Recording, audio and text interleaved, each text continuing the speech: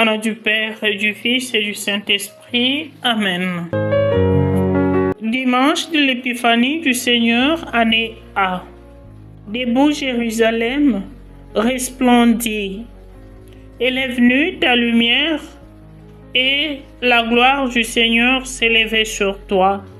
Ces mystères, ceux que toutes les nations sont associées au même héritage, au même corps, au partage de la même promesse dans le Christ Jésus.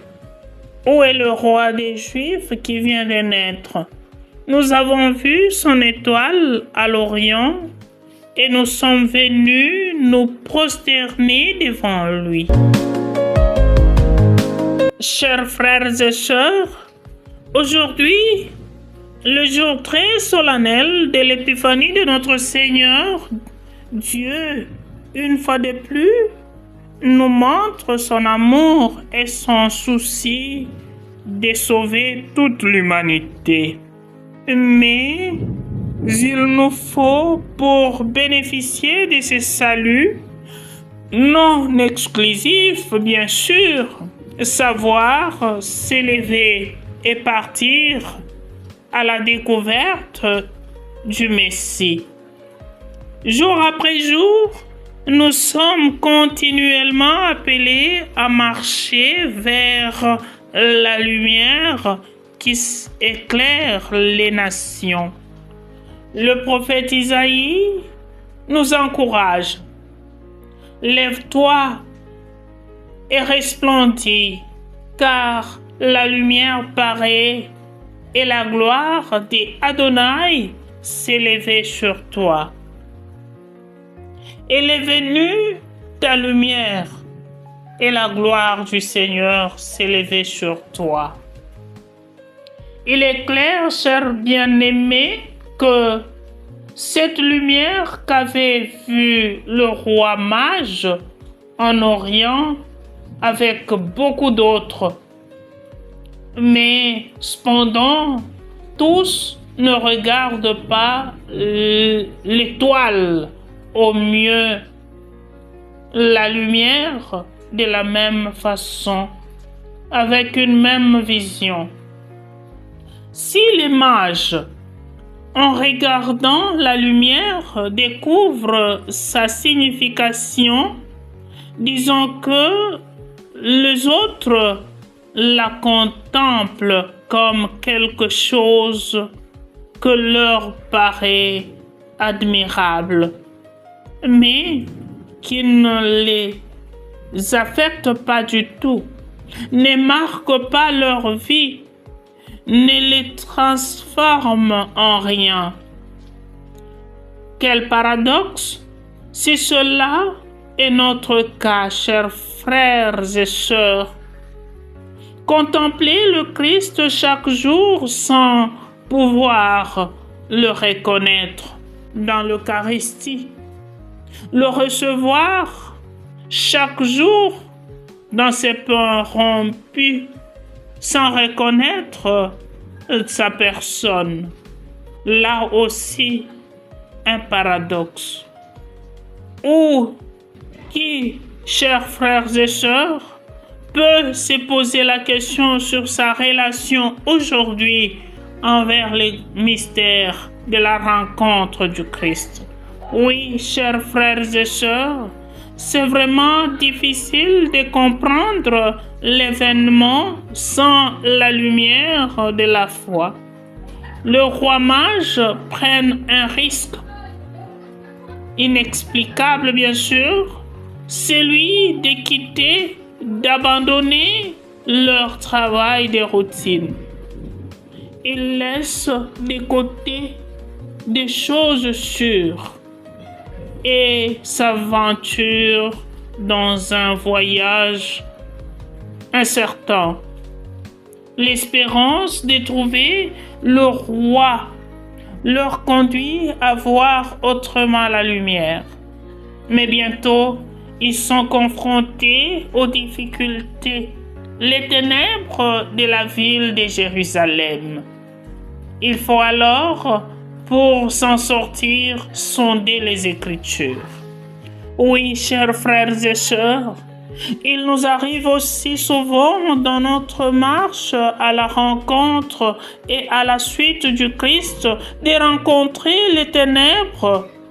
Ceci n'est pas motif pour nous de nous décourager.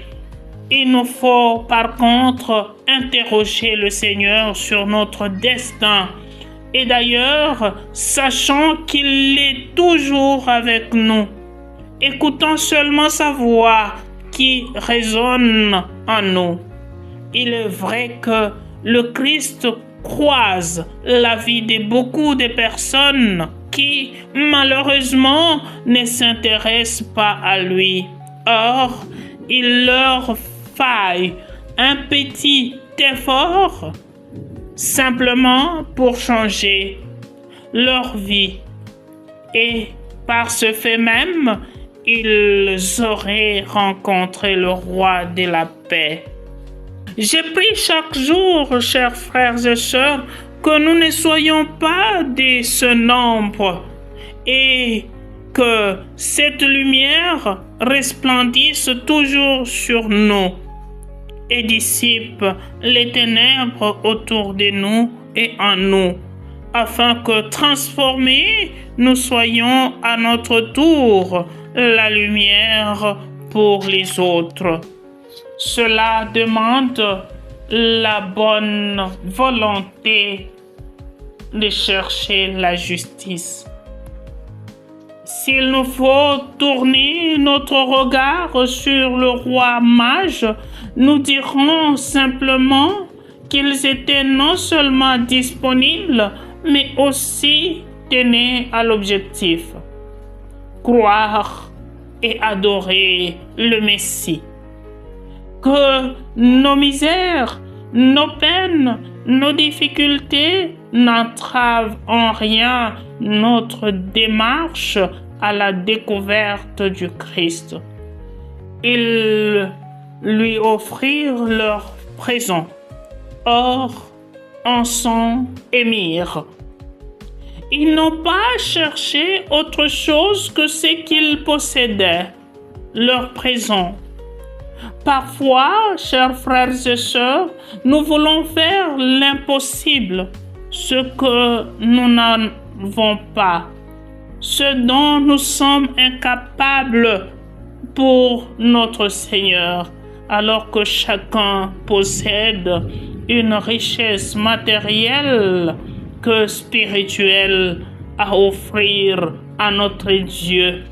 Sans les savoir, soyons donc à l'écoute de sa voix qui nous parle pour nous disponibiliser, pour aussi disposer de nos richesses et les offrir à lui. Car celui qui nous les donne, et lorsque nous les lui rendons, il nous le retourne plus qu'avant. Ils offrent les rois mages, ils offrent l'or à l'enfant Jésus. Or, cette richesse de grande valeur est offerte au roi seul.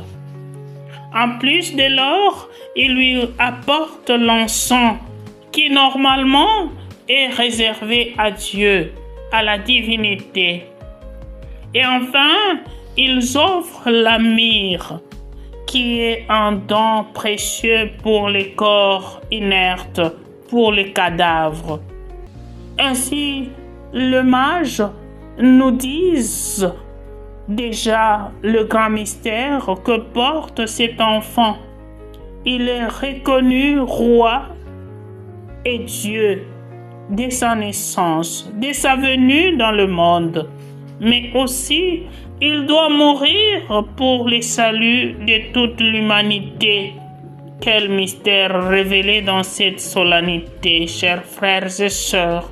Oui, bien sûr, chers frères et sœurs, Saint Paul a raison d'affirmer que ces mystères n'avaient pas porté à la connaissance des hommes des générations passées comme il l'a été révélé maintenant à ses saints apôtres et aux prophètes dans l'esprit. Frères et sœurs, vous avez appris en quoi consiste la grâce que Dieu m'a donnée pour nous. Par révélation, il m'a fait connaître les mystères du Christ. Chers frères et sœurs, il est maintenant révélé que les nations sont associées au même héritage, au partage de la même promesse. Prions que le Christ puisse par sa lumière éclairer notre vie et qu'ainsi nous soyons lumière pour notre nation et pour toutes les nations. Que chacune de nous devienne une étoile pour sa famille, sa communauté et son milieu de service. Que l'Esprit Saint nous y aide. Guidé par l'étoile, le roi mage avance en l'espérance, confiant à Dieu vers Jérusalem, en pèlerin de l'espérance, car ils savent leur but. Convaincus que ce roi devait naître à Jérusalem, mais hélas, arrivé à Jérusalem, les pauvres sont butés à une difficulté, celle des ténèbres. Ils rencontrent une contradiction qui les conduira à demander l'assistance des humains pour une cause divine. C'est en quelque sorte demander aux ténèbres de nous orienter vers la lumière. Cela nous arrive aussi dans notre vie. Lorsque nous sommes butés à des difficultés, nous cherchons solution et consolation auprès des humains, même auprès des gens qui n'ont pas la même conviction de foi que nous.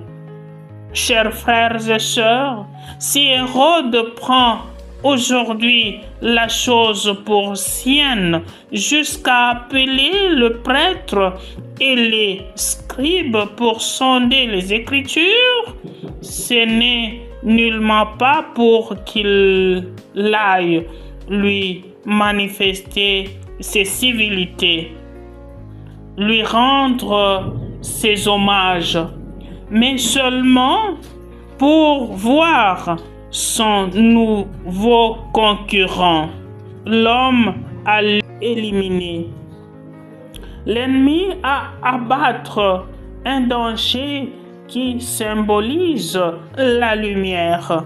Chers frères et sœurs, l'étoile ne peut cohabiter avec les ténèbres. C'est pourquoi le roi mage non plus vu l'étoile quand ils entrèrent à Jérusalem où régnait Hérode, symbole des ténèbres. À moi, ma sœur et mon frère, suis-je le symbole des ténèbres pour ma famille, ma communauté, mon milieu de service, mon milieu de vie? Que chacun réponde librement du fond de son cœur. Oui, chers frères et sœurs, derrière toute gentillesse, il faut que nous soyons attentifs, que la grâce du discernement ne nous quitte en toutes circonstances. Hérode demande au mage, au roi mage, d'aller et qu'à leur retour, qu'il rentre lui faire rapport afin que lui aussi aille adorer l'enfant. Alors, les mages n'ont pas parlé de l'enfant, mais du roi qui venait de naître. Dieu vient dans le monde et se laisse rencontrer par quiconque le cherche. Demandons donc la grâce au Seigneur, que nos yeux soient toujours fixés sur l'étoile de justice qui vient nous visiter. Amen.